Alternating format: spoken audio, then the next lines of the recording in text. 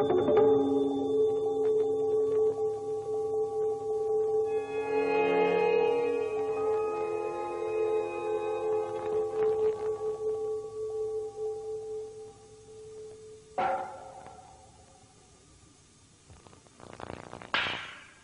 Shogenji Temple is in central Japan.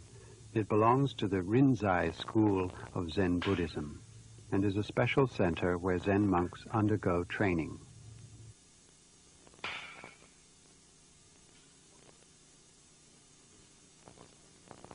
The 8th day of the 12th lunar month sees the beginning of a week of intensive meditation and religious discourse. The week is called Rohatsu Ozeshin. On the evening before it begins, an atmosphere of tense determination fills the monastery. Rohatsu Ozeshin is associated with the enlightenment of Shakyamuni, the Buddha, after he saw the morning star on the 7th day of his seated meditation under the Bodhi tree. For the monks in training, it is the most important period of Zen practice and a climax in their monastic life, one which measures the effectiveness of the past 12 months of training.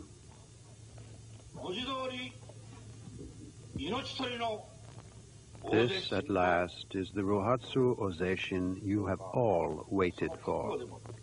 For 7 days, you will sit as if it were a single day. This training period is aptly called a monk killer, but I ask you all to put every possible effort into it and not to spare yourself in any way.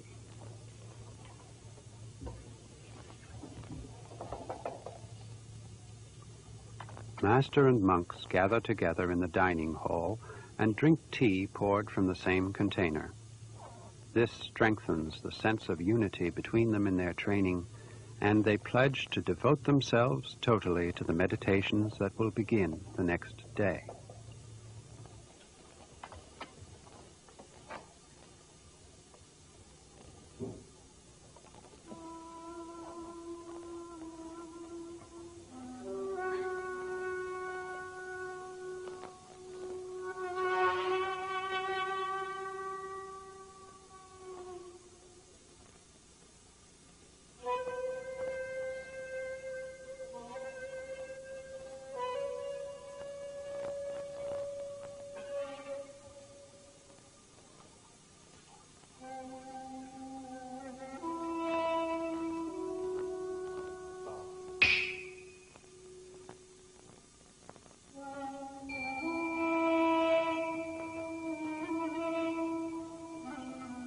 Rohatsu Ozeshin normally takes place at the beginning of December, but at the Shogenji it begins in accordance with the lunar calendar on the 15th of January, when the weather is at its hardest and coldest. It lasts for 7 days.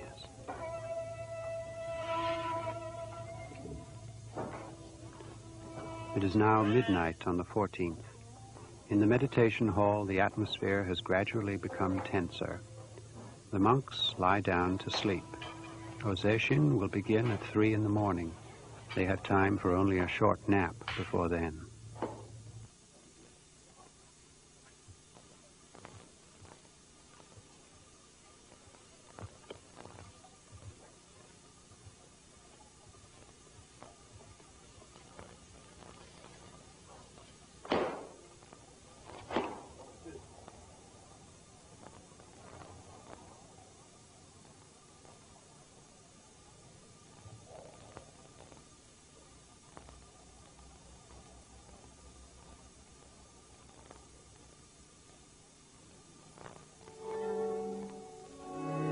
Among the monks, there are several newcomers who are about to experience Rohatsu Ozeshin for the first time. Harumi Asayama is one.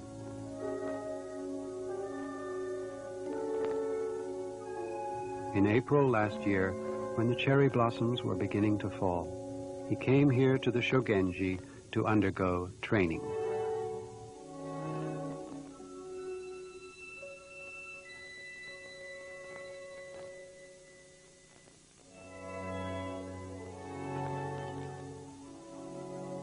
To become a Zen priest, one must enter a Zen monastery for the proper training. In other words, one must follow the training of an unsui. Harumi Asayama is the son of a Zen priest. Since childhood, he has intended to follow in his father's footsteps. But will he be able to accustom himself to the isolated monastic life, so well known for its strict discipline? He can't help but feel anxious.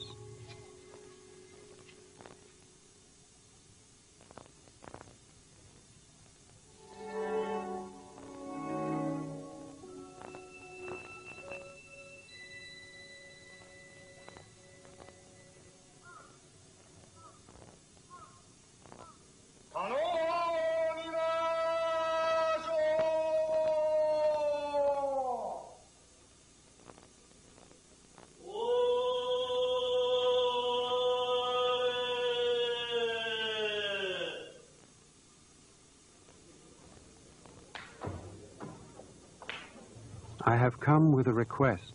What do you want?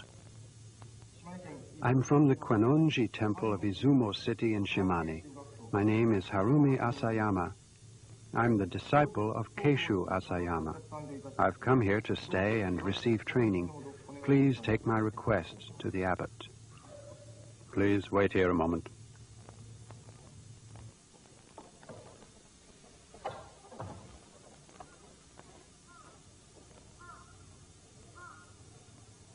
His request to enter the monastery is in accordance with the traditional rules he has been taught.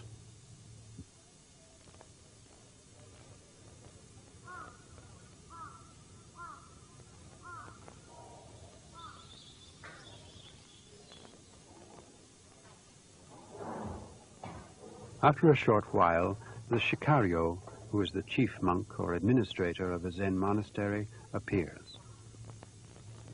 The monastery is full. There is no room, so we cannot accept you. Please leave immediately. It is a polite but blunt refusal, with the explanation that the monastery is full and that therefore there is no room for him. But he must not be discouraged. Until he is granted permission to enter the monastery, he will remain sitting here.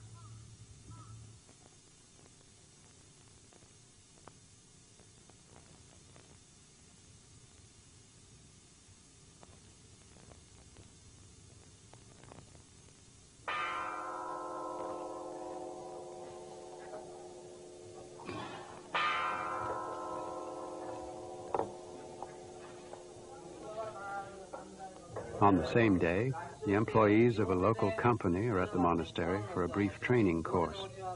The modest way of life and the training and concentration given here are looked on with favor today as things that are hard to come by in modern society. Brief courses of this nature have now become part of the annual calendar of events at the monastery.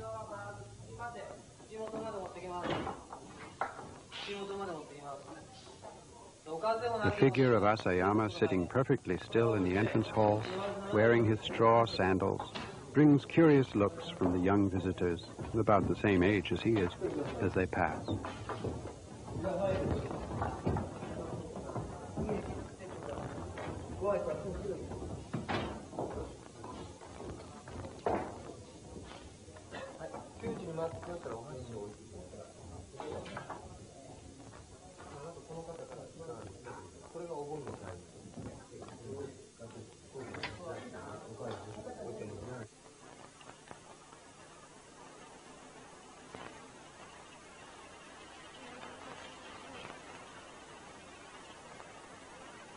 It began raining in the afternoon. Asayama's hands and feet have become numb, and his joints are hurting. But there is no word from inside the monastery. It has been a long day for him.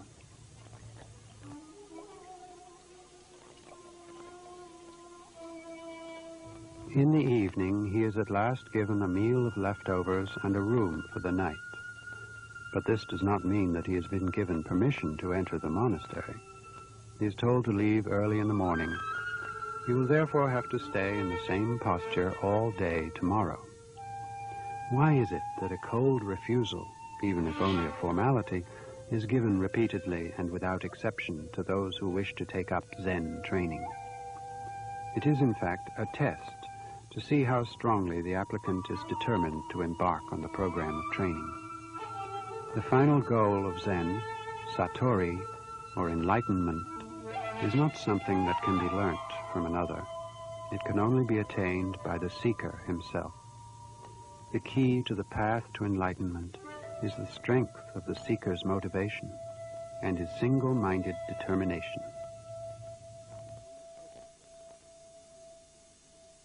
On the 5th day, Asayama is given permission to enter the monastery and begin training. He has spent 2 days in supplication, during which time he kept up his posture of low bowing, and passed through a 3-day test period of provisional admission. About 2 weeks later, together with 2 other novices who were granted admission at the same time, Asayama goes to exchange greetings with his Zen master. Their relationship is now that of master and disciple. A Roshi, or Zen master, is one who has attained the same level of Satori as Shakyamuni. A Zen disciple acts towards his master in the same way as when he worships Buddha. The 3 newcomers, having been given permission to enter the monastery, make a vow not to leave it until they have found Satori.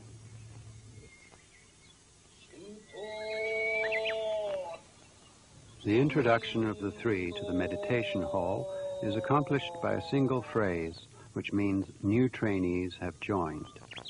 No names are mentioned, nor anything about the trainees. There are about 30 unsui in this monastery, including some who have been here for almost 10 years, some who have come from other monasteries, family men, and men from the world of commerce. Their backgrounds are many and varied, but in Zen, in which everything is relative to that single moment each person seeks, the past and the outside world are of no importance.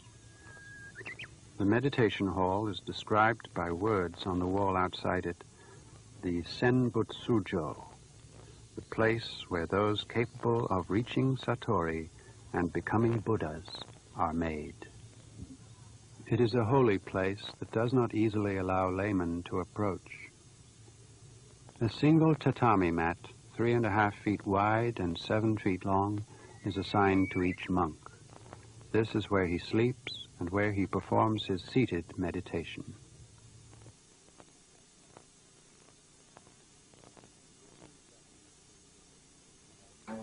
Traditional Japanese Zen Buddhism is divided into 3 schools: the Soto, Rinzai, and Obaku. The Rinzai school has 39 special centers in different parts of Japan. The Shogenji is one of these. In Zen Buddhism, a monastery is likened to a grove of trees.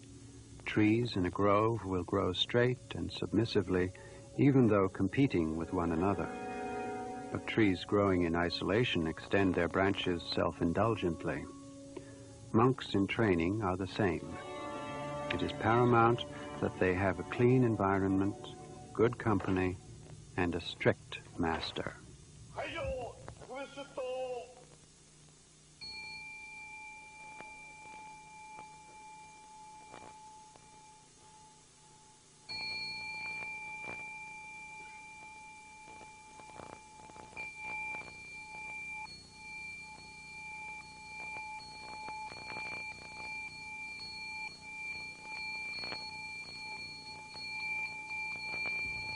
At 3 in the morning on the 15th of January, Rohatsu Ozeshin begins with the ringing of the morning bell.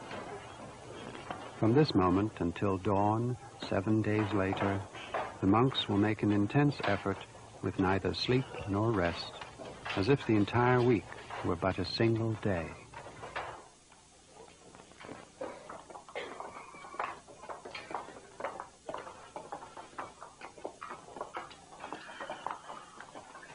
There is still some time before daybreak. The cold is piercing.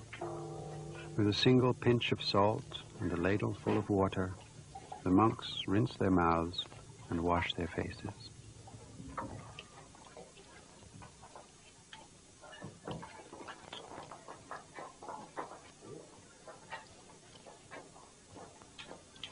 He finishes his preparations and dons his robe. Everything is done in haste. In the monastery, time is precious. The unsui have to reach Satori as soon as possible. They must not waste a single moment.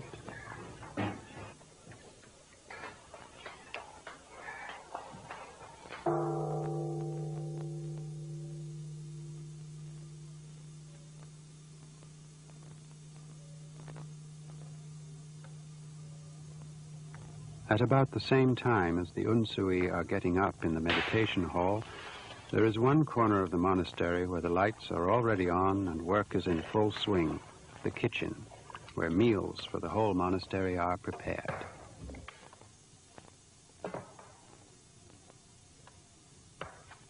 Normally 2 monks share the duties here, but during Ozeshin, all the work is entrusted to just one monk.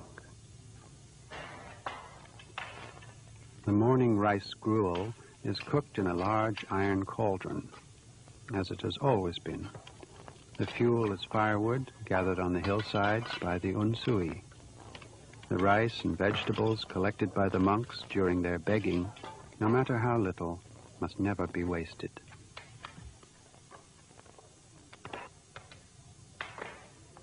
Kitchen duties are looked upon as the most suitable of all the tasks in a monastery for the monk's training. The cook takes charge of the provisions and thus the health of his fellow monks, and the work demands unobtrusive service and heavy labor. Dogen, the 13th century founder of the great Eheji monastery of the Soto school, crossed to China to study Zen, and while there, is said to have experienced sudden satori through the speech and activities of an elderly cook.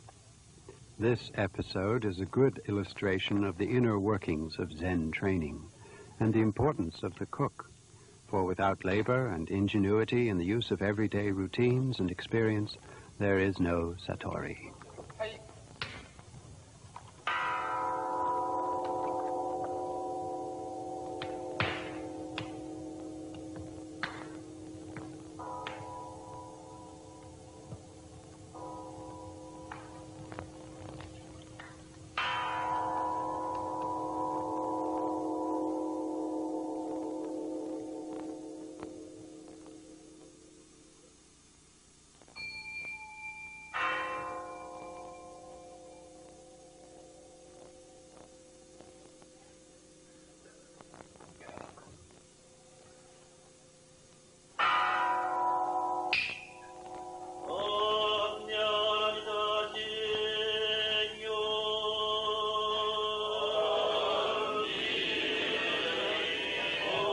After morning seated meditation and a visit to the Zen master for instruction, breakfast is served at 5 o'clock before it is light.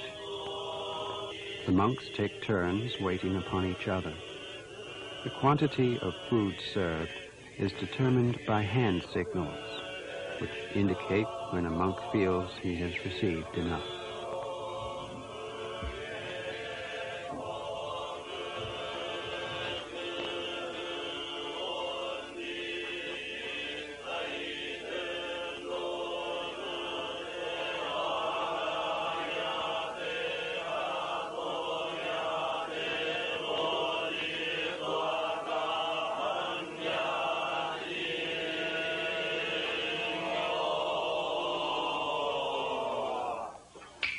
Before the meal, the monks chant a scripture to give thanks for the food, which has come to them through the charity of others. With each meal, they rededicate themselves to the search for truth. A few grains of rice are put to one side as an offering to hungry spirits.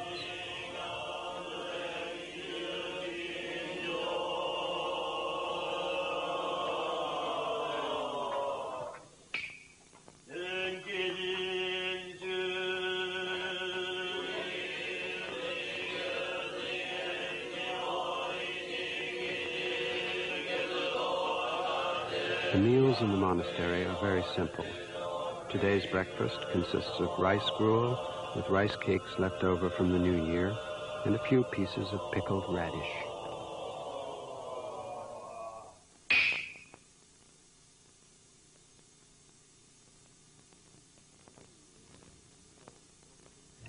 The dining room is another important place for training. It is one of the 3 halls of silence, the others being the meditation hall, where zazen, seated meditation, is done, and the bathhouse. Even whispering is forbidden. Manners demand that no noise should be made while handling the dishes, while eating the gruel, or when biting the pickles. Until one is accustomed to this, it is not always easy.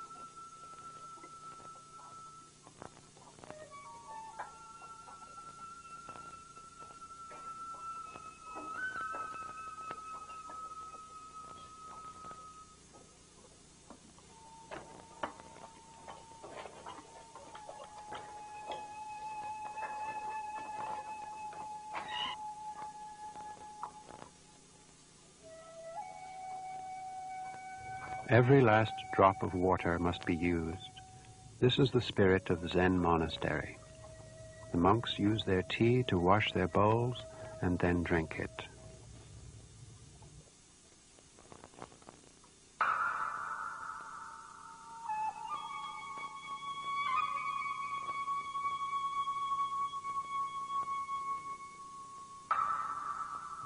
During Ozeshin, routine activities such as manual labor and begging are brought to a halt, and the unsui concentrate only on meditation, day and night.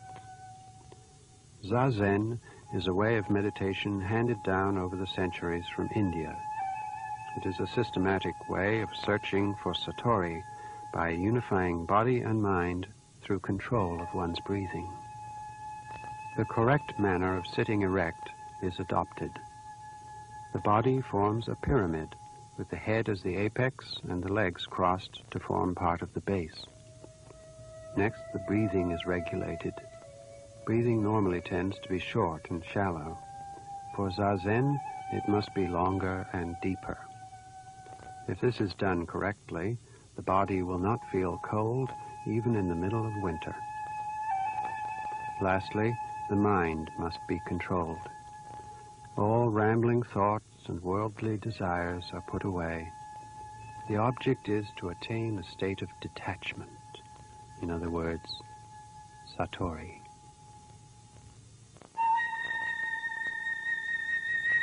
At intervals between periods of zazen, kinhin, meditation while walking, is performed.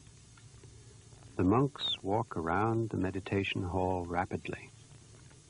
This light physical exercise enables them to relax their stiff bodies and drives away drowsiness. It is, in a manner of speaking, moving zazen. It artfully combines movement and stillness. Ozeshin is described as deadly, difficult, but it never forces irrational penance on the monks or austerities that ignore the limits of the human body.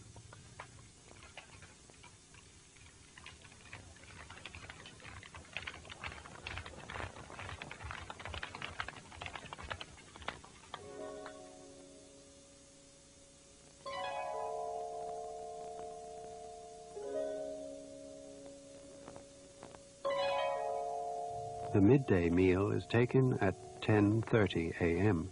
and consists of rice, miso soup, and a side dish. The evening meal consists of gruel made from leftover rice and vegetables. No animal products are ever consumed.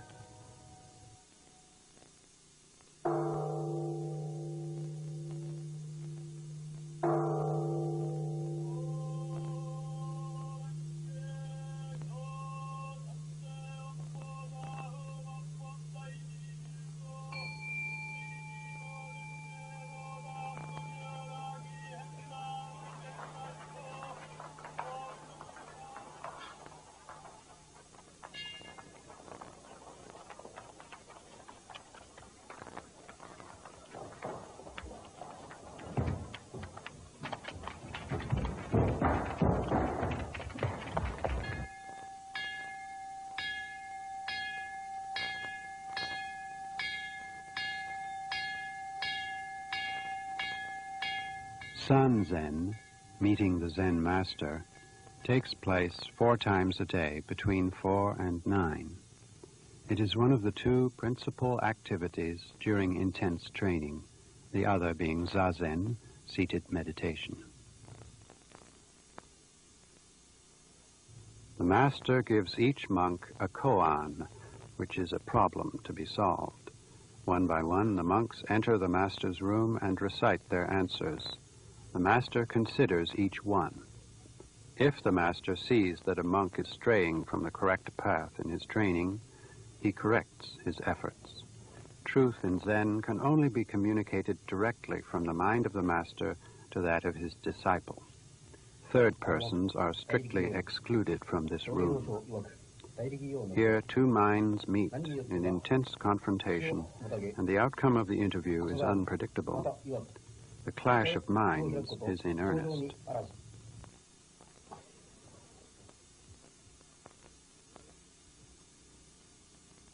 The words exchanged between master and disciple regarding any particular koan are strictly a private matter between the 2. No one else is ever told what has been said. When the master rings the bell, it is a sign of an unsatisfactory answer. The monk must withdraw and come again.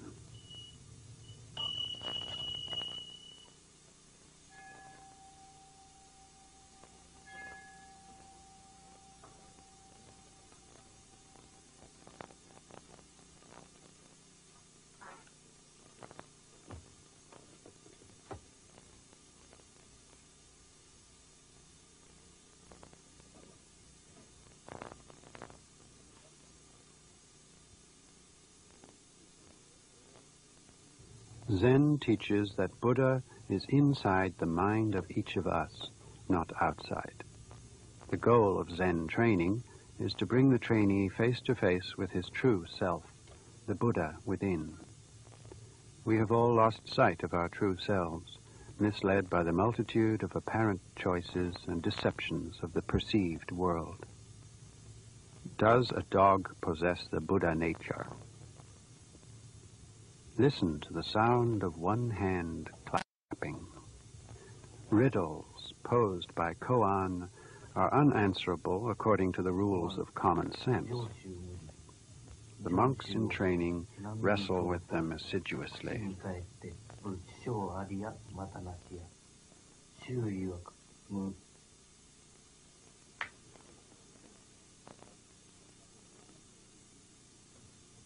But as long as they continue to think in the patterns of ordinary thoughts, they will fail the challenge of their Zen master. They are thus driven into a corner. Failing to satisfy the master again and again, they come at last to understand the futility of the everyday world's logic and knowledge. Thus they are able to see beneath and beyond appearance, and in time find their true selves. That will be Satori.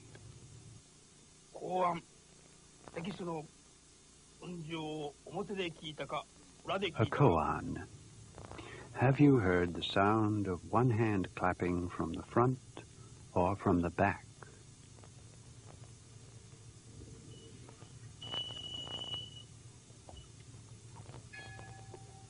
This use of koan as an effective means of education was systematized by the Japanese Zen priest Hakuin in the 18th century.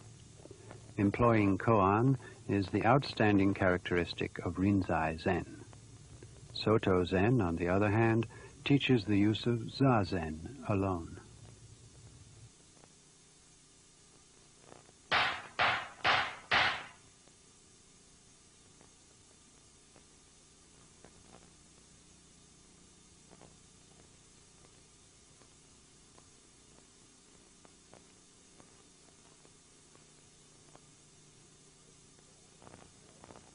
In the meditation hall, zazen continues after dark. The unsui, taxing their ingenuity to solve the koan they have been given by trying to become the koan, find themselves seized by an almost irresistible urge to sleep. A change in their manner of sitting will betray any wandering of the mind or any impatience.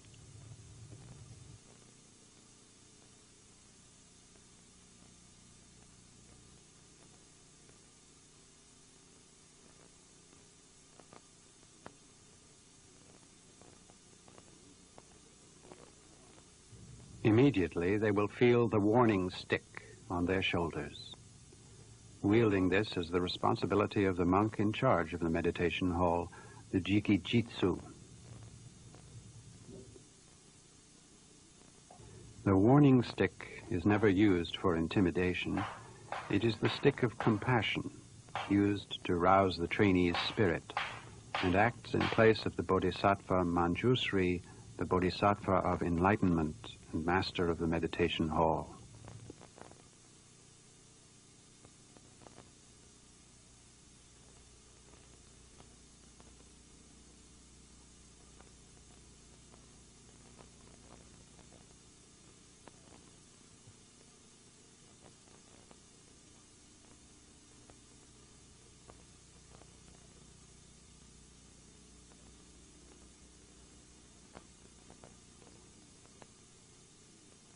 The warning stick is used first to drive away sleepiness, then to relax stiffened muscles, and finally to correct the sitting posture. It is, in fact, a symbol of the monastic life, which from beginning to end follows strict rules of etiquette.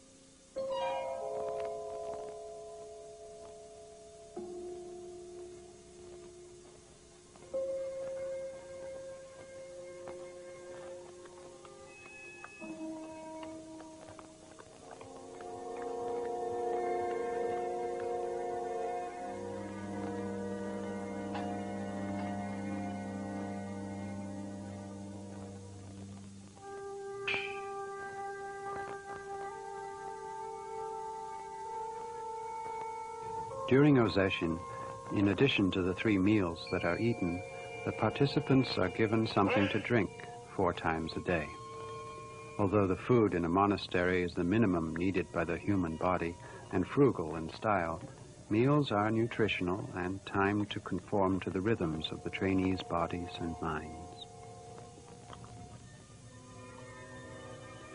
At 11 o'clock at night, when the outside world seems to have frozen, a drink of sweet rice wine is warming and delicious.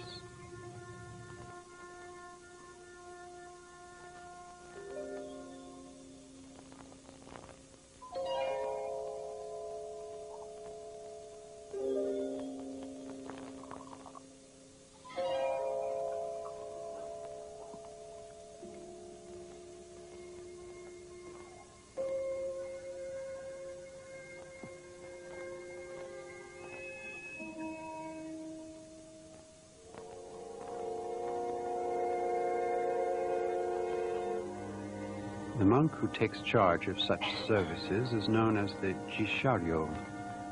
The word means someone offering services to the Bodhisattva Manjusri, the symbol of wisdom and enlightenment.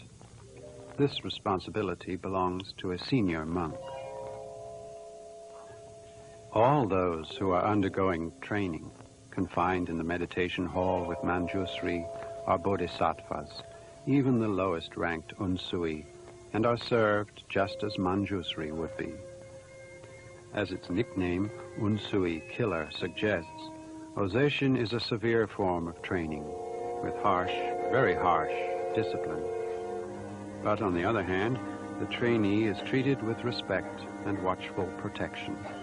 It is an excellent system of education, reminiscent of both a strict father and a loving mother.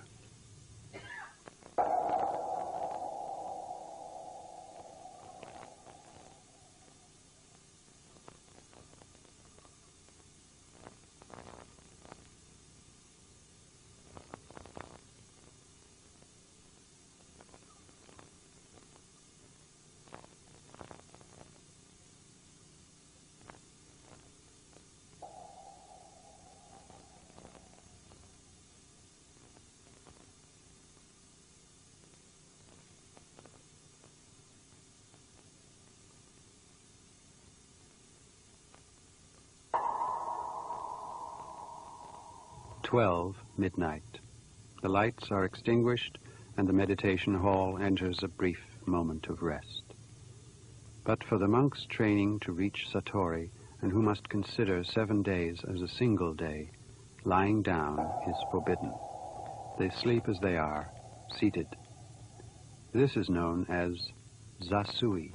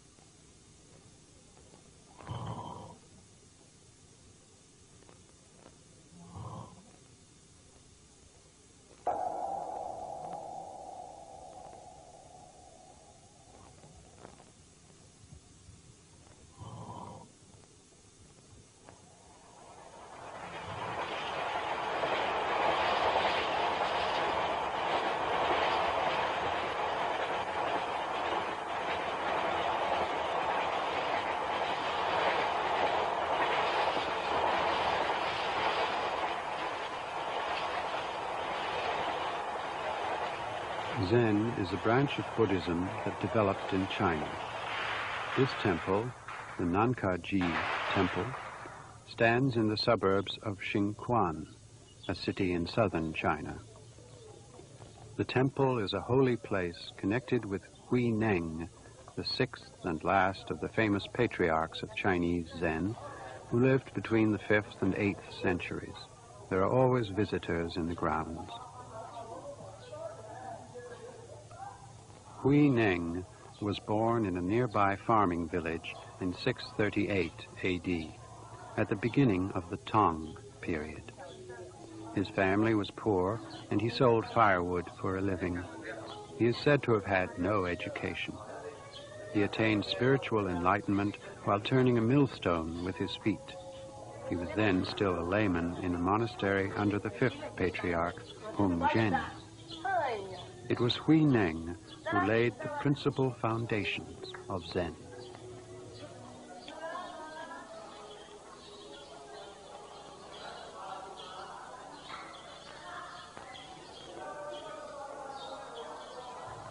Zen was taken to China in the 6th century by the Indian monk Bodhidharma. Bodhidharma is an almost legendary figure. and few details of his life are known. There were, however, conspicuous differences between his teachings and those of other forms of Buddhism. Leap directly into the world of Buddha's enlightenment. Awaken to the true self hidden in the recesses of your mind. Teachings like these were well received by the Chinese, who tended to take a practical view of life and people and to accept them as they were. Chinese Zen searched for the way to truth in everyday life, without complicated learning or a series of closely constructed regulations.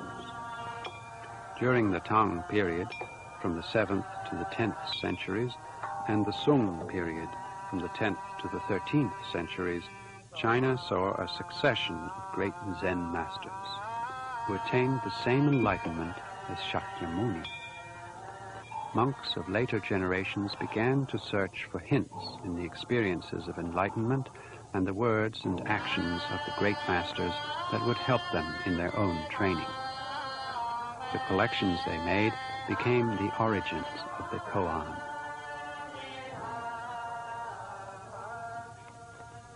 At the Nankaji temple, there are 7 priests and about 30 students studying under a master with 40 years of experience in Zen practice.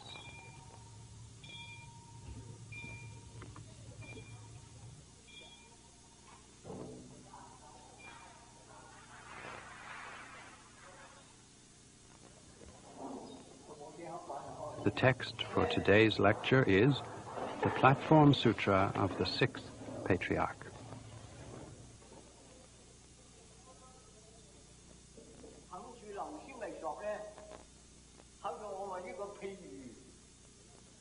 Chinese Zen later changed, but it lives on here at the Nankaji temple.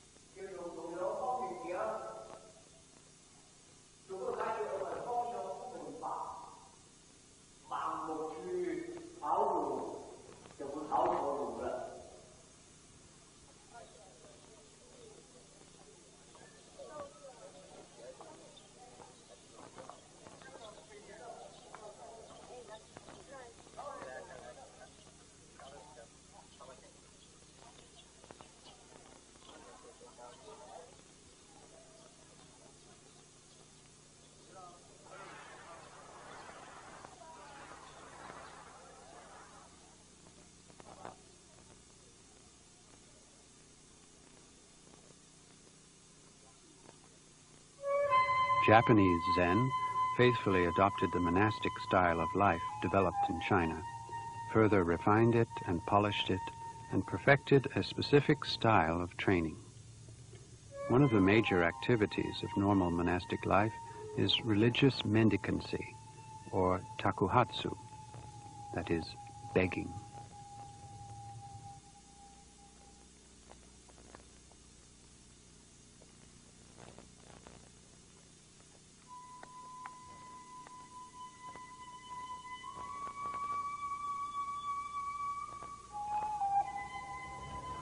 Shakyamuni strictly forbade monks to engage in productive activity.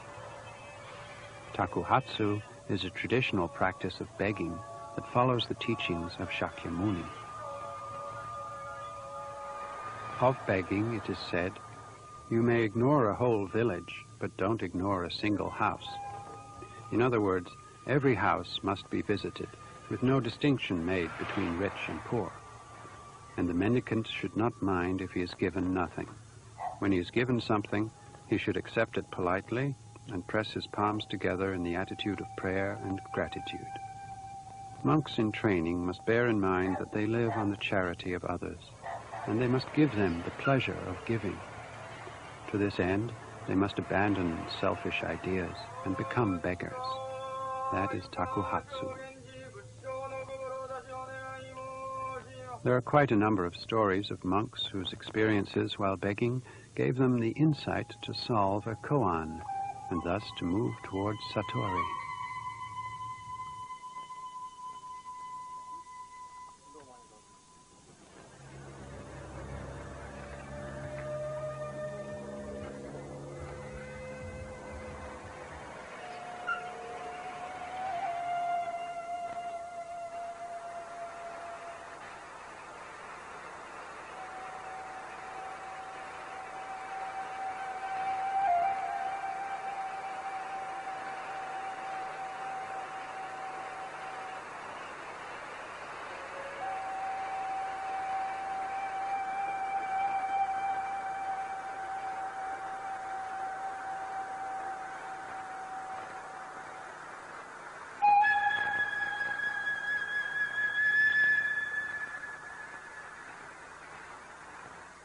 At the Shogenji monastery, rice is planted at the beginning of summer each year. The rice grown by the monks is harvested in the autumn and becomes the rice for the cakes eaten at the new year. No work for a day, no food for a day. The spirit of Chinese Zen is still very much alive in Japanese monasteries.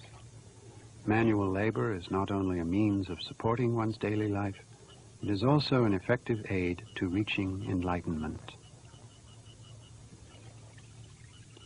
In Rinzai Zen in particular, finding enlightenment through labor is placed above finding enlightenment through the seated contemplation of Zazen.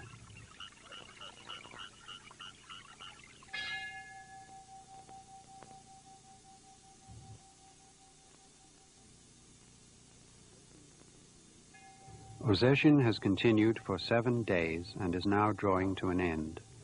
The Unsui are almost in a hurry to visit the master's room for interviews, but their struggles with the koan have not gone very well. The senior monks see this and try to send them back to avoid wasting time on pointless meetings with the master. For the Unsui, however, the interview is of vital importance, and they are in no mood to withdraw. They are driven into a mental corner from which advance or retreat seems impossible. Yet they persist. Not even the senior monks can dampen their zeal.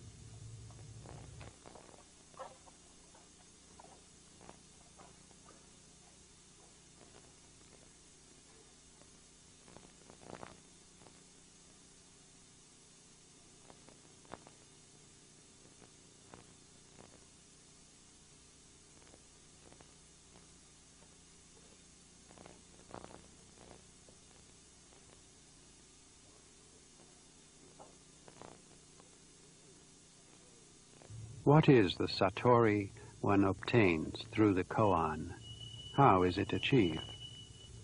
There are many examples and stories about the masters of former times, but when all is said and done, these were the experiences of different individuals and occurred once and no more.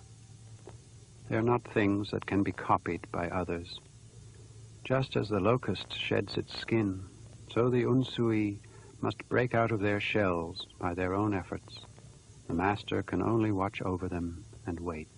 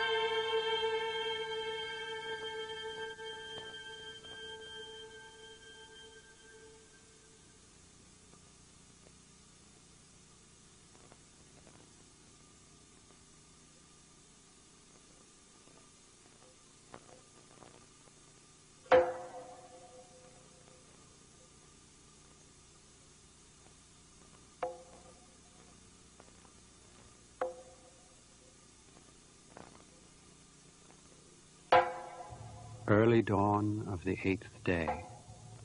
Possession is completed.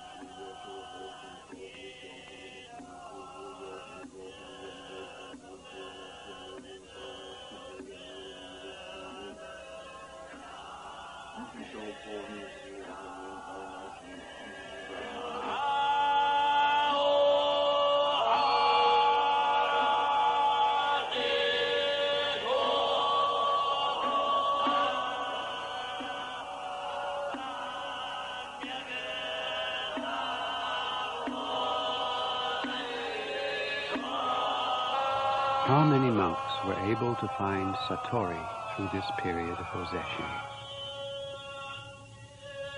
Satori is said to be the encounter with one's true self, but it is in no way a special or mysterious experience. No man becomes in an instant a totally different person or discovers superhuman abilities that others lack.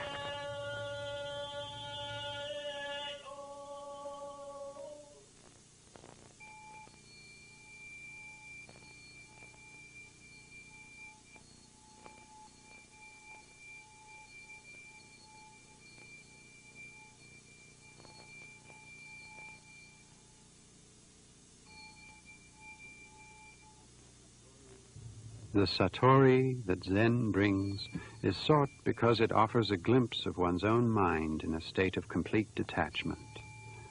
It brings that calmness of being that makes no distinction between the self and others, and so permits the practice of love and compassion for all living things.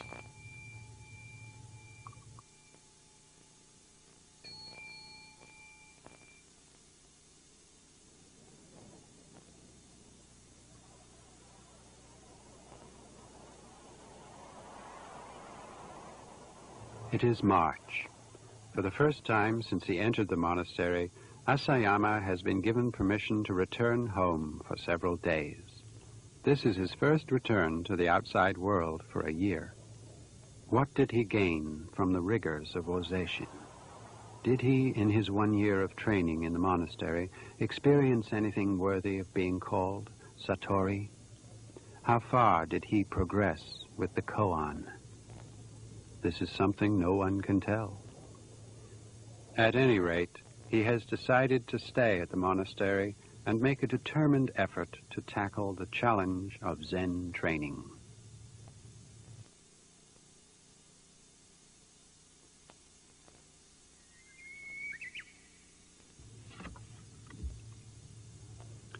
It is now April.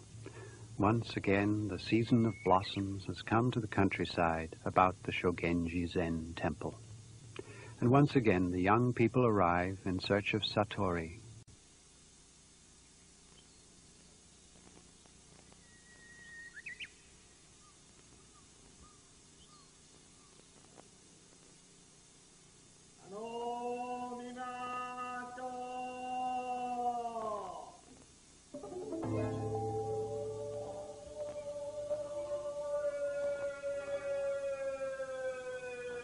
I have come with a request. What do you want?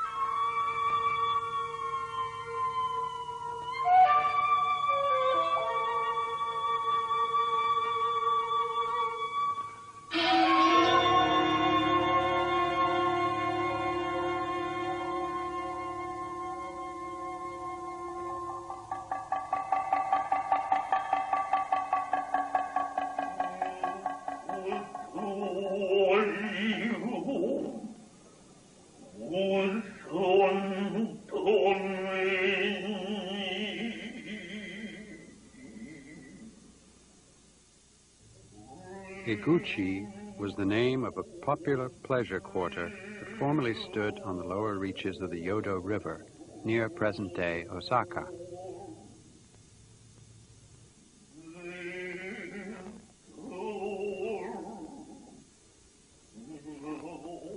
In the dusk of an autumn day, a traveling monk arrives in town. A woman appears before him. This is the beginning of the No play, Eguchi. The woman begins reciting poems exchanged between a poet-priest and woman of the pleasure quarter whom he asked for a night's lodgings, only to be refused. The events took place in the 12th century. The play was written in the 14th.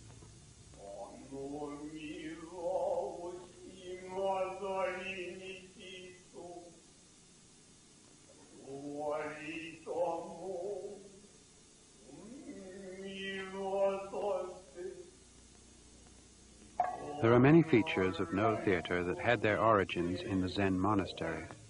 For example, the structure of the No stage, the musical instruments, like the drums and hand drums, the forms of gesture, and the tempo.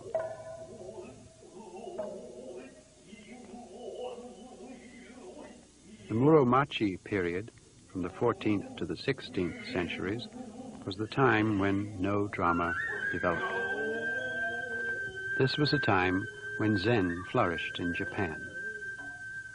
From its very start, No was strongly under the influences of Zen.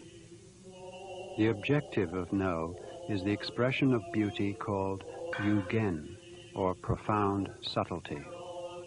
Yugen is beauty produced by inference and lingering echoes of an unarticulated, endless inner richness. The beauty of the nothingness, or void, that Zen teaches. No is a stage art that gives shape to the mind of Zen.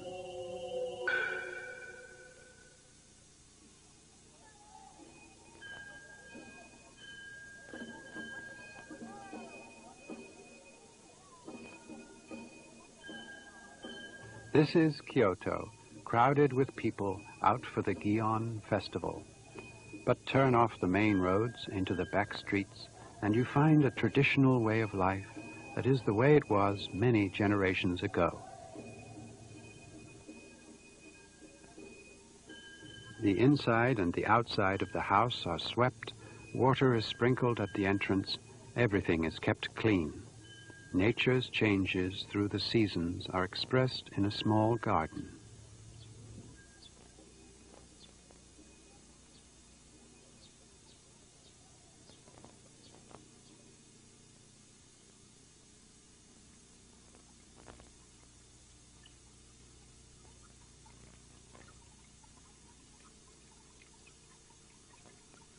The rooms are simple and practical. Nothing here is unnecessary.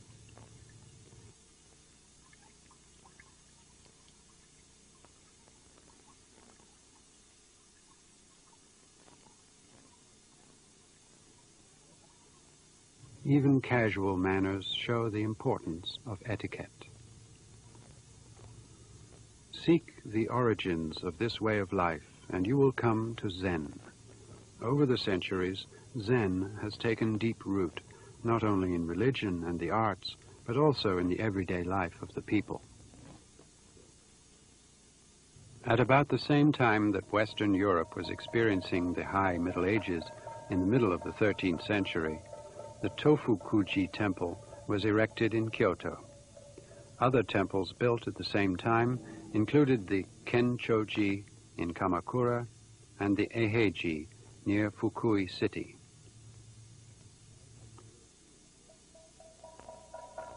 Just as the European Middle Ages were inextricably linked to Christianity, so was Japan's medieval age inseparably linked to Buddhism, and particularly Zen.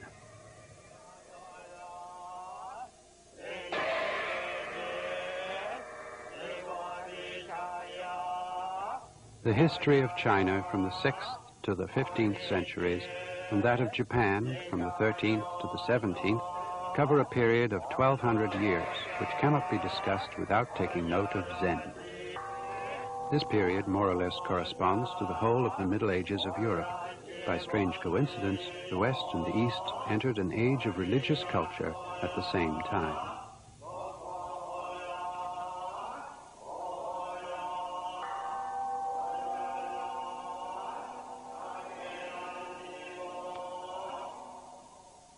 Another form of art, like no representative of Japan's Middle Ages, is the tea ceremony, or the way of tea. The tea ceremony developed out of the tea-drinking etiquette in the meditation hall of the Zen monastery. Tea wakes and soothes both mind and body without intoxicating them. Tea is a symbol of Zen.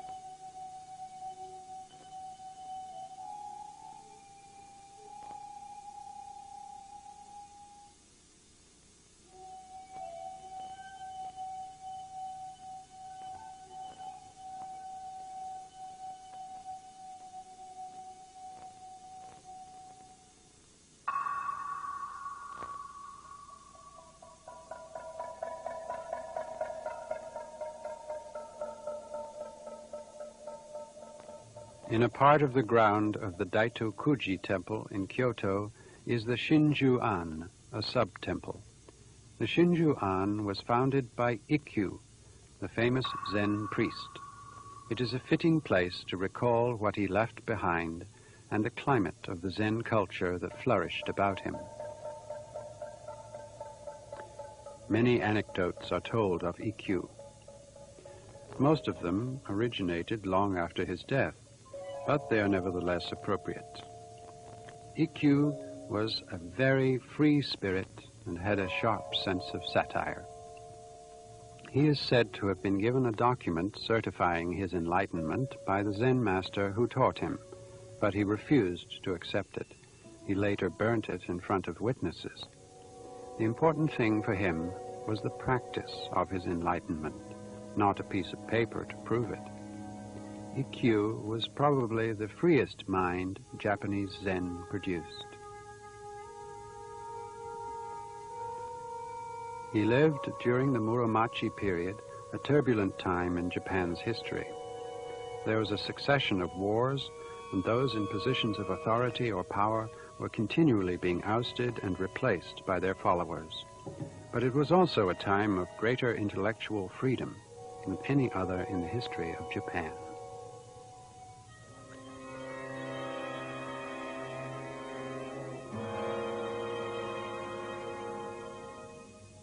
Ikkyu attracted the foremost creative minds to his circle.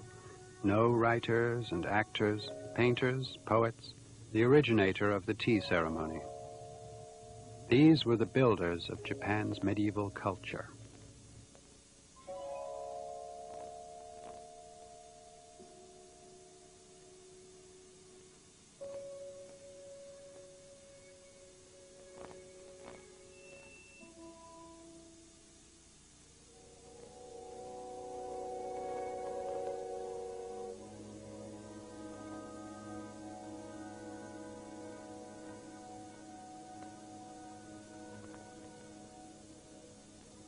The connection between Ikkyu and Juko, the founder of the tea ceremony, began here.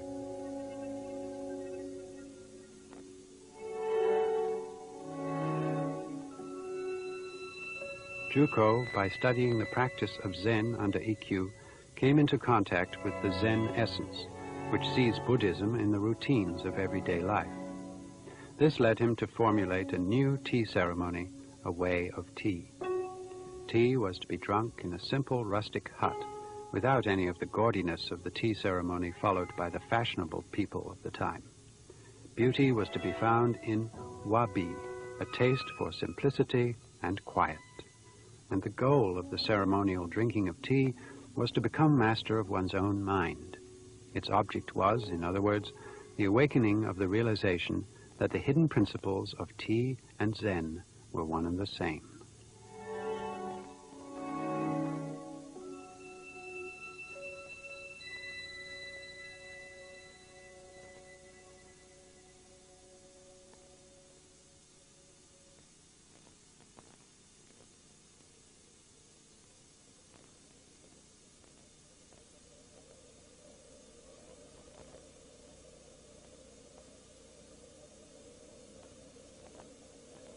Sen no Rikyu perfected the ceremony. Rikyu said that the purpose of the tea ceremony was to make the tea room a pure and immaculate Buddha land.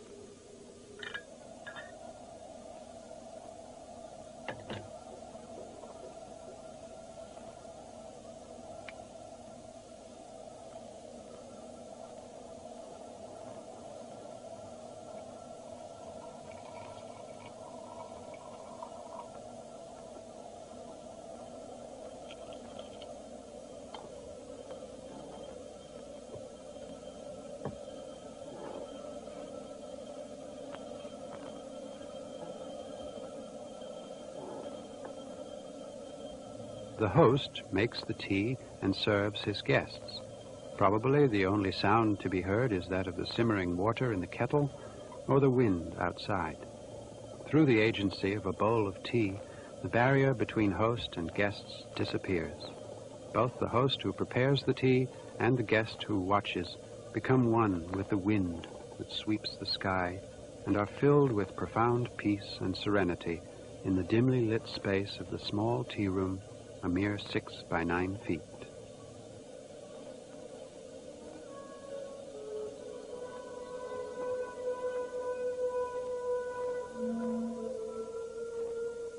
This feeling expands into the universe to produce an effect that resembles the satori in Zen, which negates the self. The tea room. Various ways of presenting beauty were designed in order to create a Buddha land on this earth. Space was reduced to a minimum from 4.5 tatami mats, or 9 feet square, to 2 mats, or 6 feet square. The light was dimmed to turn the mind inward. The design was made as simple as possible, and the room was given that silence which makes the sound of simmering water conspicuous. The spirit of Zen shows itself here in the form of the tea room.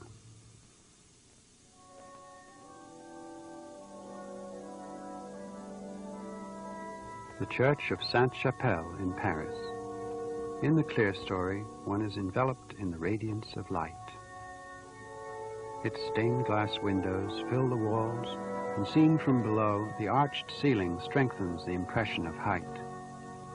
Those who worship here feel they are kneeling on God's ground.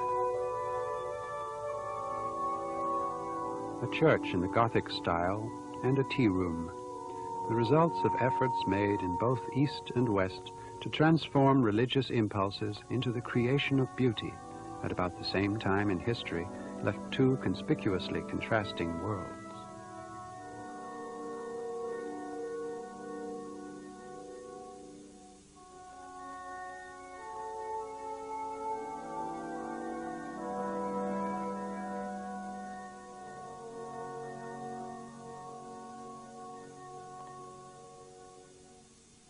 Zen is a religion of beautiful form. Zazen, or seated meditation, is the basis of Zen training. Uncertainty and difficulty show themselves in one's posture during Zazen. Beauty in posture is proof of how deeply one has advanced in Zen training.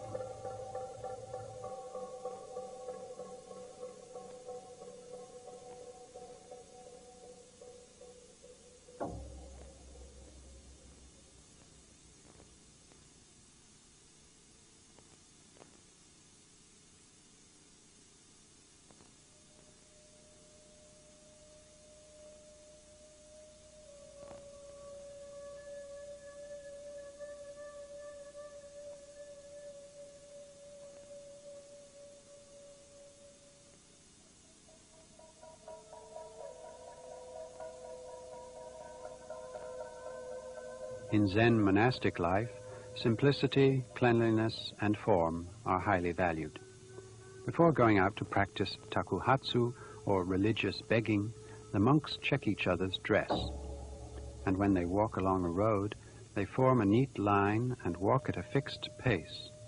Their clean robes and leggings are simple, but have the beauty of things that have seen long service.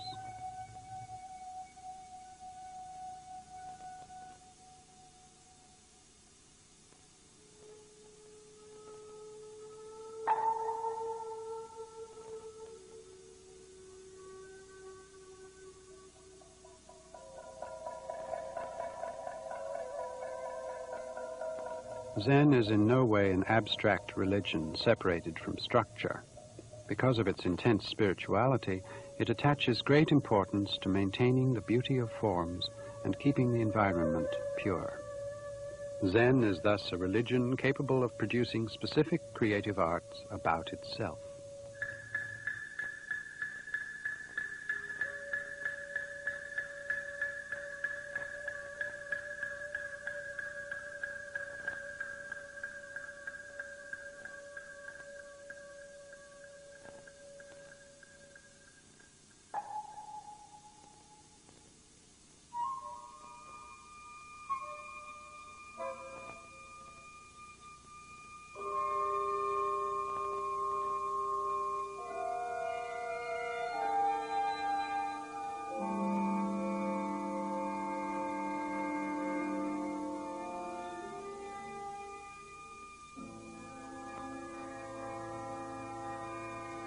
Among those who gathered around Ikkyu were a number of artists.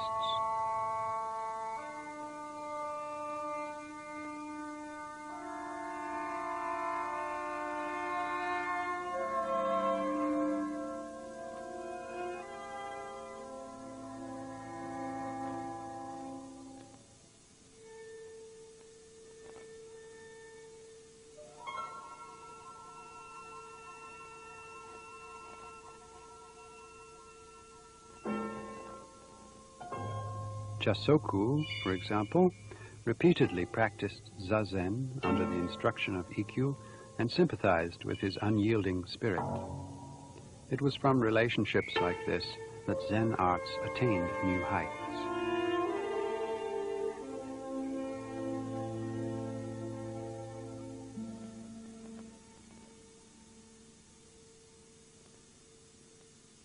Jasoku also left a number of paintings on the sliding partitions of the Shinjuan.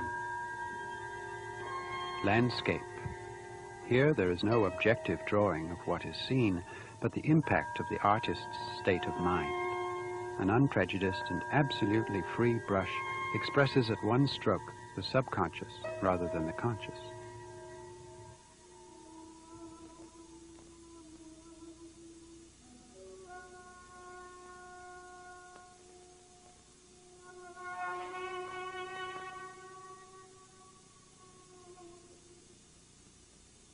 These are the best expressions of the spirituality that Zen possesses. This type of painting, which uses India ink, developed in China together with Zen.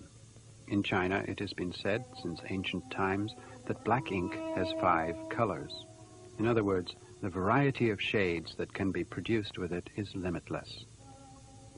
These paintings are produced after the artist has developed a full knowledge of color.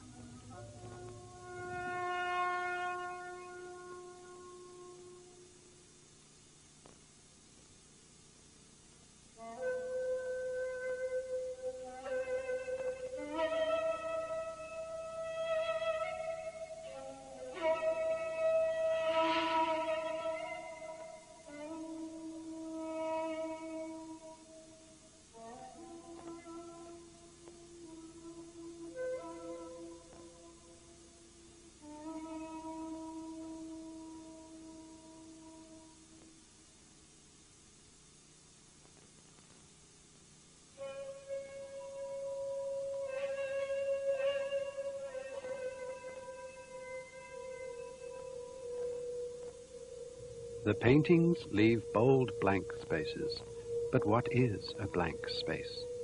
It corresponds to the Zen phrase, no dependence on the written word. One chooses silence before truth, which cannot be expressed in words. The black of India ink is a color that transcends color, and something which cannot be depicted with this black is left as a blank space.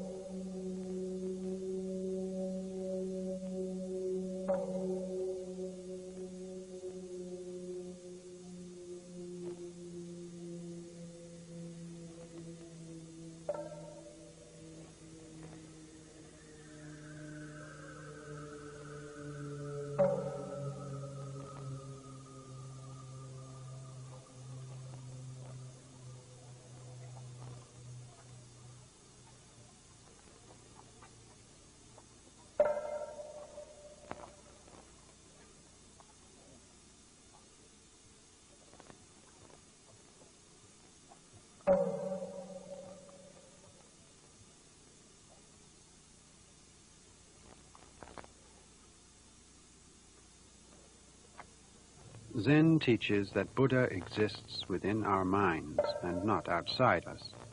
Zen does not, therefore, set up a transcendental God or Buddha above human beings. The goal of Zen training, in short, is to discover one's original self within oneself. We have lost sight of our true selves as a result of desires and worldly distractions. Zen trainees constantly aim at liberation from such judgments and desires by dint of steady effort. A Buddha is one who reaches the awareness of the true self, attains satori, in other words, as a result of his efforts.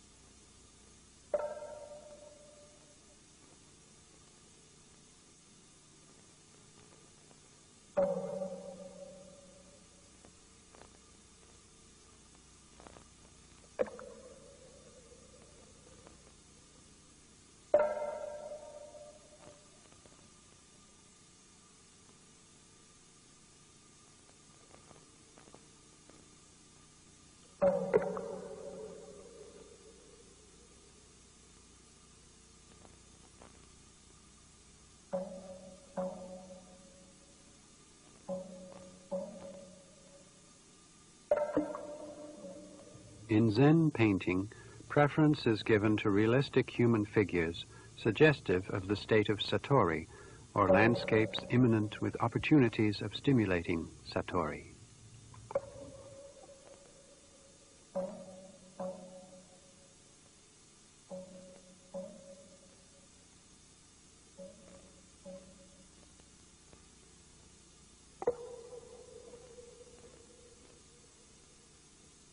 The number of paintings brought to Japan from China have been highly valued since the Muromachi period as models of Zen art.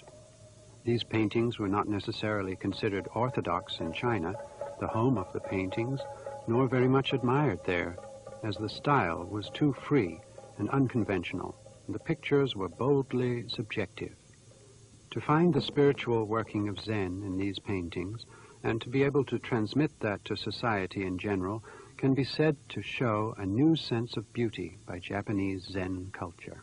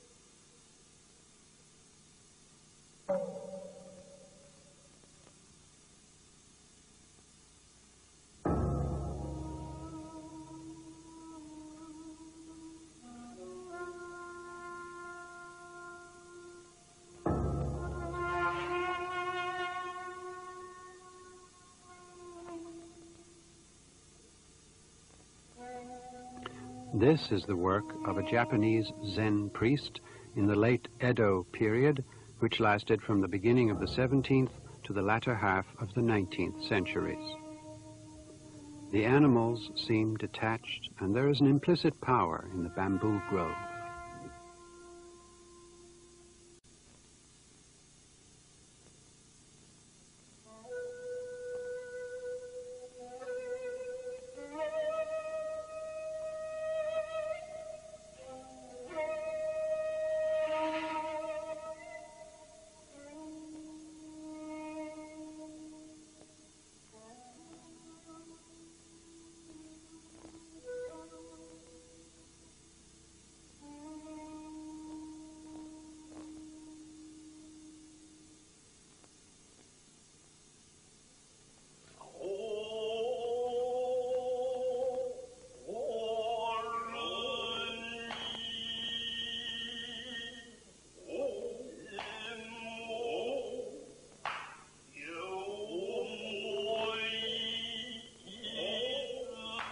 Zen has influenced a number of art forms, such as the No dramas, the martial arts like kendo, judo, and kyudo, the tea ceremony, flower arrangement, Japanese dance, and Japanese music.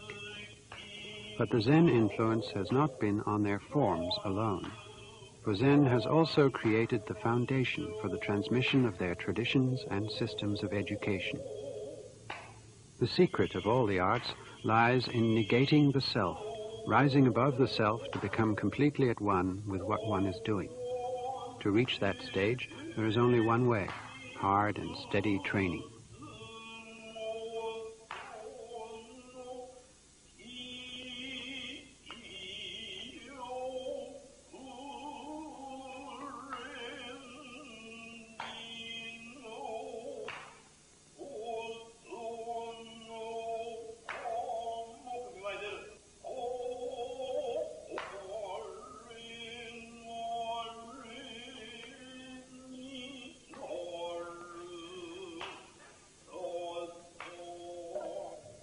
The master cannot teach the disciple the mysteries of the art, the essential and personal skills, as it were. The master can only recognize that his disciple has succeeded when he sees that he has achieved success by dint of his own effort and ingenuity. These arts are transmitted much as in Zen training. Satori in Zen is experienced as an extremely personal event. It is not something the master can teach. The master can only indicate the way, and after that must simply wait for the disciple to attain Satori by his own efforts.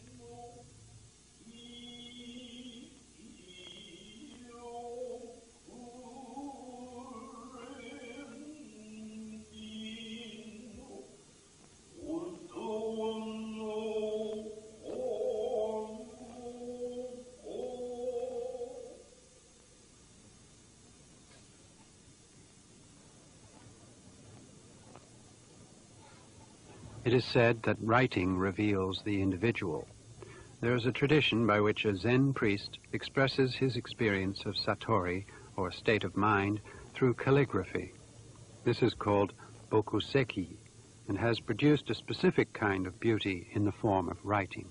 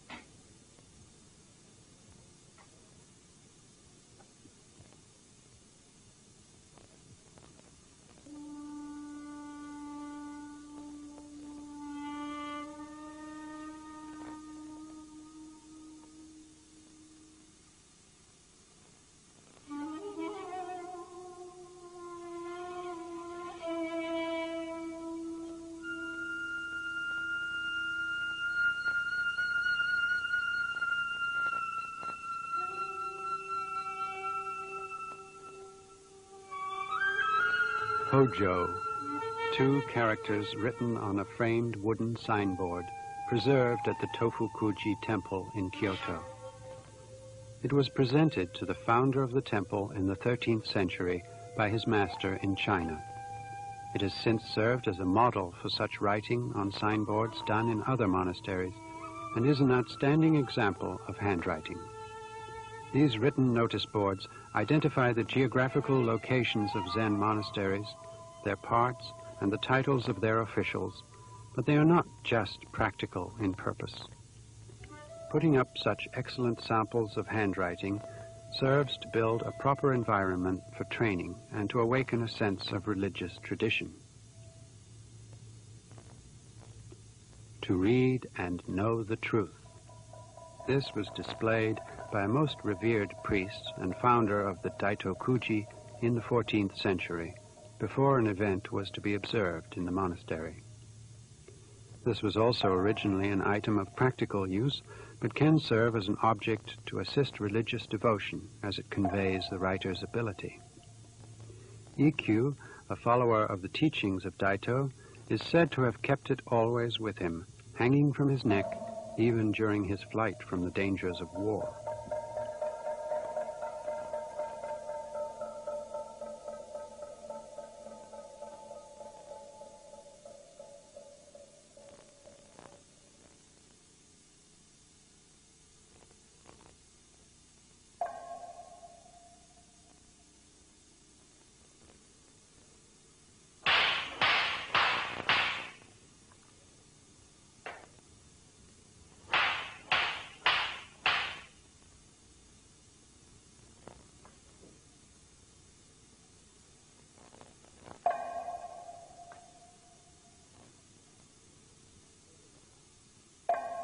The satori found through Zen must be expressed and transmitted to others. To this end, Zen monks have used writing. Many excellent examples of writing on Zen themes were brought into Japan from China, the country that gave Zen to Japan.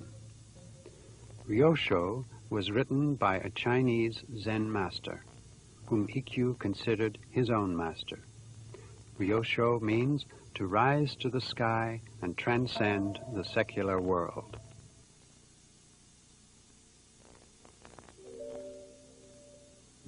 Zen priests write poems on their deathbed, summarizing their Zen. Such a poem is called yuige.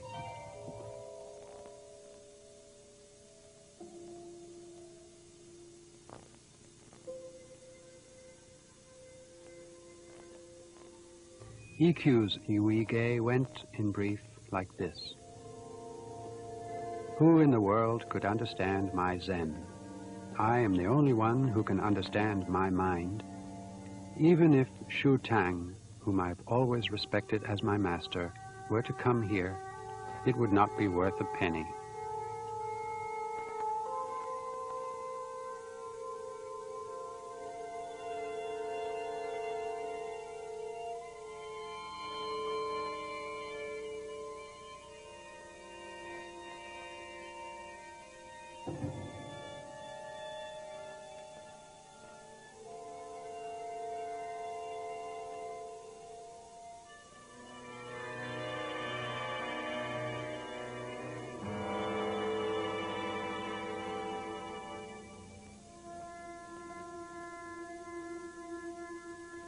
This was also written by Ikkyu, to refrain from all evil, to achieve the good. This summarizes all that the Buddha taught during his life, and which has been handed down through the centuries by believers.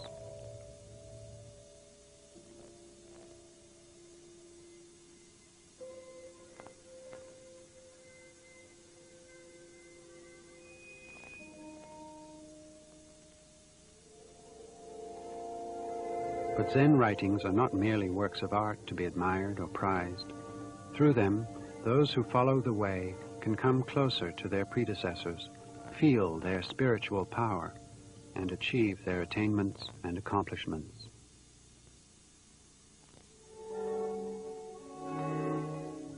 This was written by Hakuin, the restorer of Rinzai Zen in Japan in the 18th century.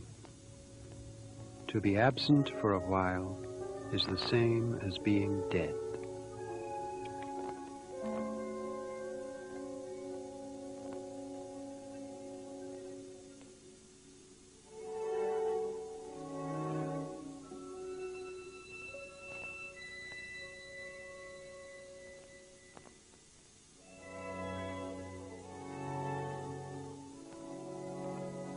Muga, or self-effacement, was written by Kitaro Nishida, who was one of Japan's leading modern philosophers and a practitioner of Zen.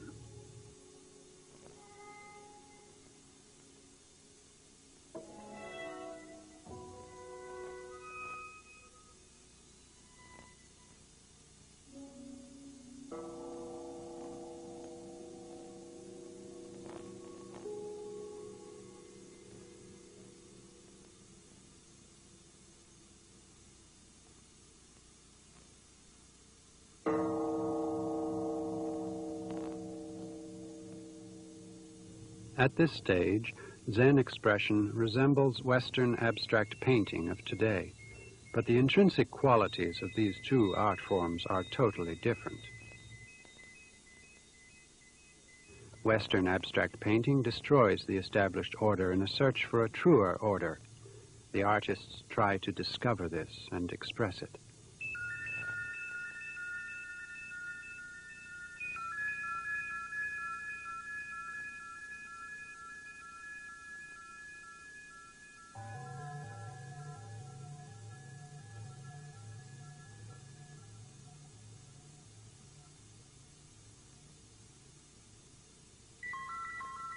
On the other hand, Zen paintings look in the opposite direction.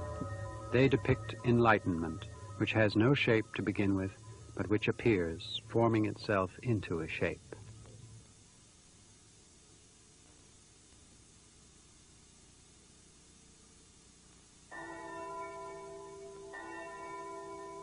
This is the Church of St. Elizabeth in Marburg, West Germany. It was built in the latter half of the 13th century and is one of the oldest and most purely Gothic-style churches in West Germany. In one corner of the church lie a group of sarcophagi. They are the tombs of feudal lords of that time.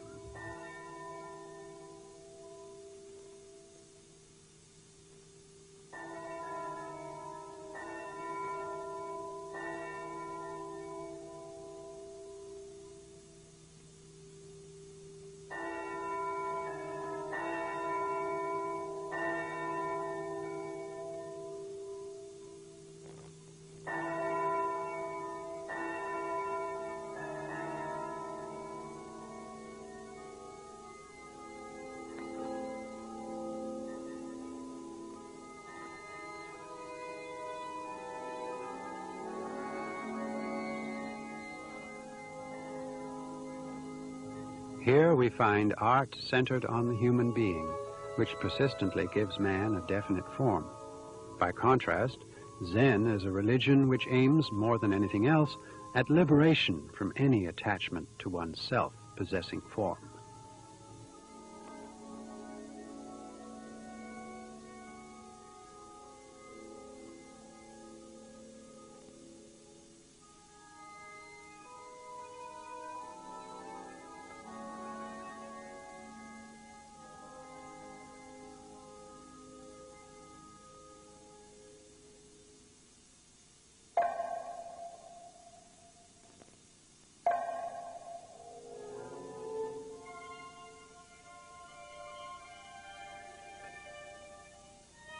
The rock garden of the Ryoanji Temple in Kyoto is the ultimate expression of breaking away from one's form-possessing self to forms without self.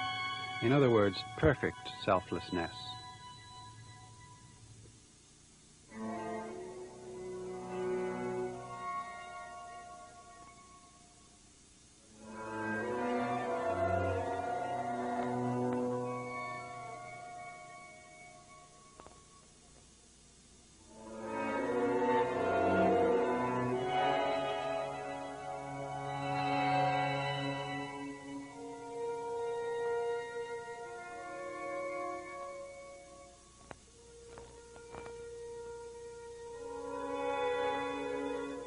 The garden itself is not very large. It is a simple rectangle, and within it 5 groups of rocks have been placed. A philosopher of the school of Nishida, and also a practitioner of Zen, said, "I find infinite tranquility and limitless depth in this garden. The rocks are Mu itself."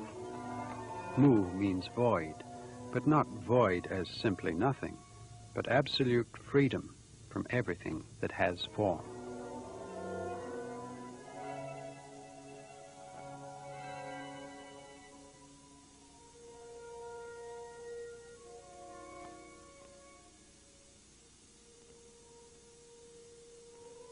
Six persimmons depicted with black ink.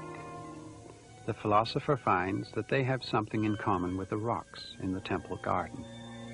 He said that true Buddhahood without form appears spontaneously here, and that this picture of persimmons is a Buddhist painting that rises above Buddhist painting.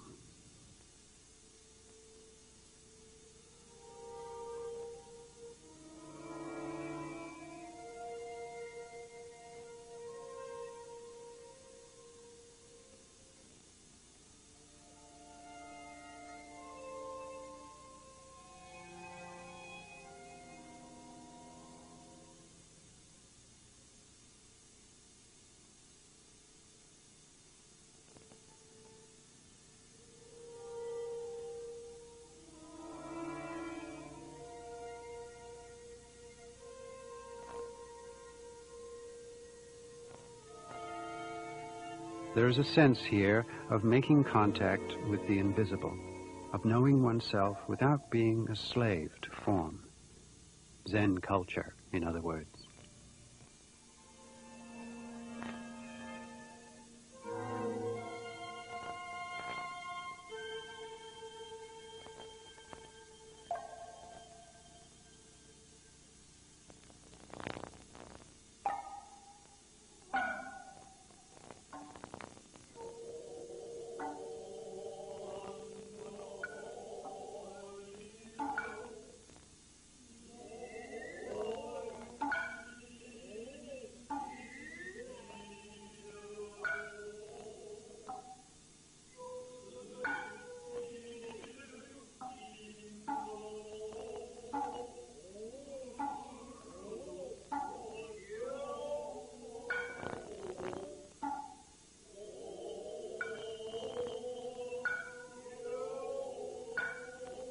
This is the latter half of the no play, Eguchi. The intention of the woman who refused Saigyo a night's lodging was to admonish him not to cling to the things of this life, for this world is but a passing stage. The woman who spoke to him was in fact the spirit of the deceased woman of the pleasure quarter. True art is not readily expressed in words, but let us enumerate the characteristics of beauty on which Zen art relies. There are 7 elements.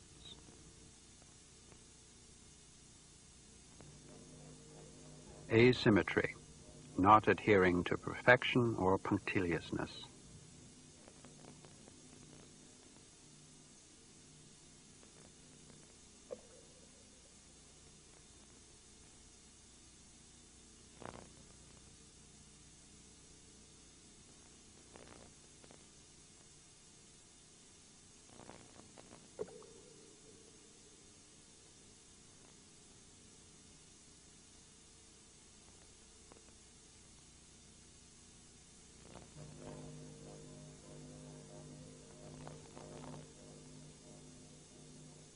It does not mean staying imperfect until perfection is reached, but purposely breaking away from formed perfection.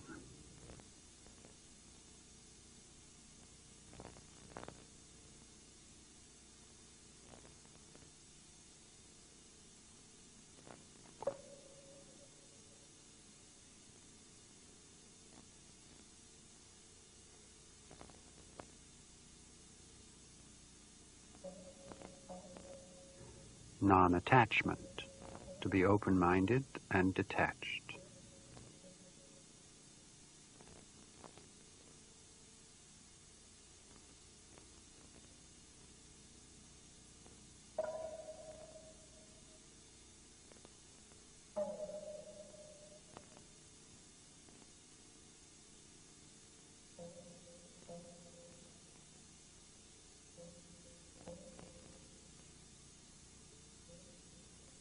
This is freedom because being without any form is of every form.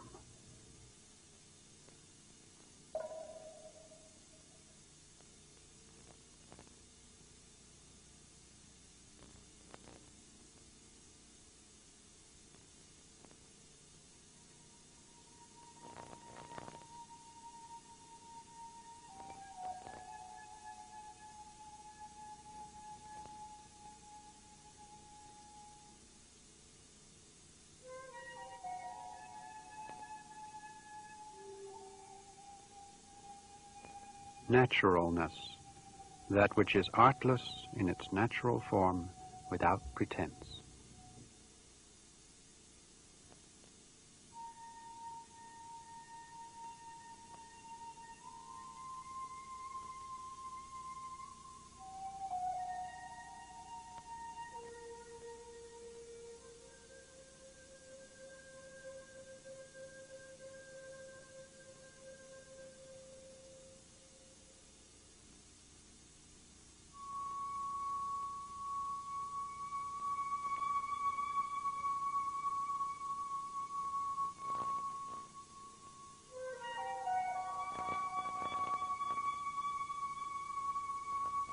Simplicity, neither complicated nor gaudy, artless, simple beauty.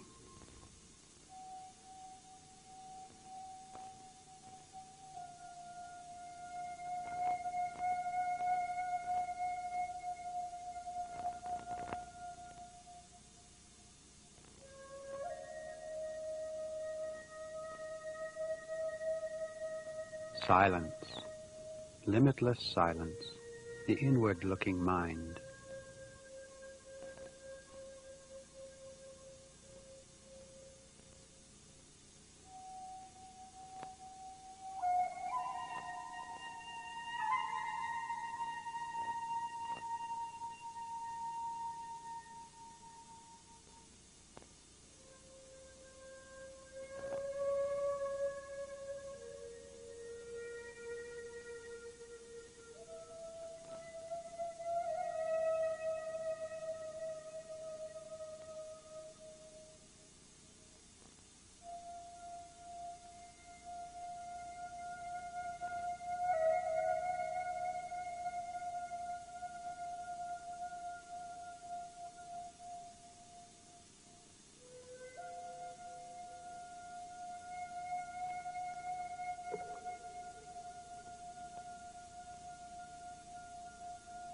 Wizened austerity.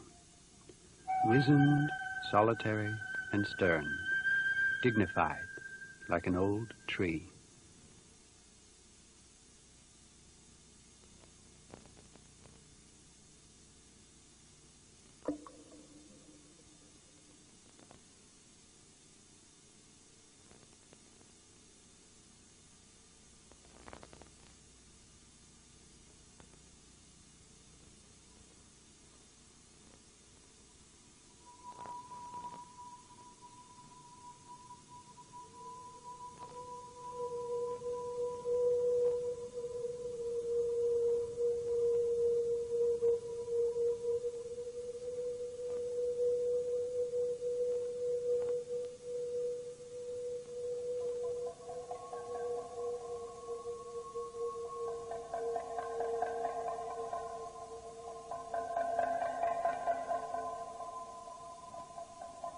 Profound subtlety, a lingering memory hidden deep inside, limitless implication.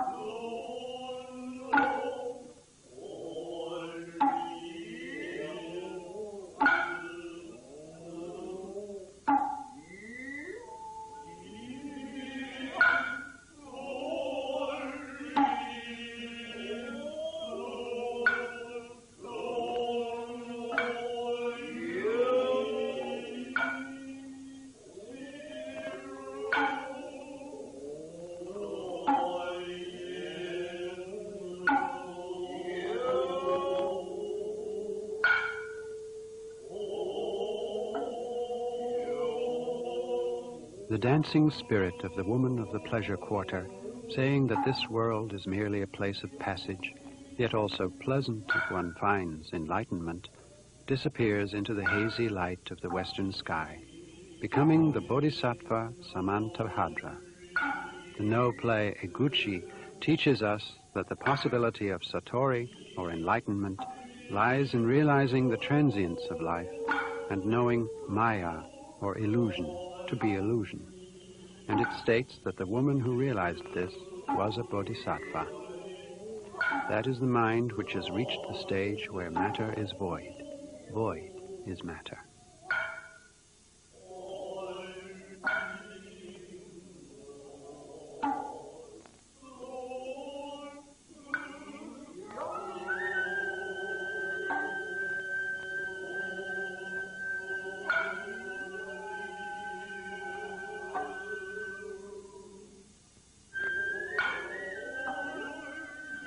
Zen is a religion that searches for Satori, enlightenment.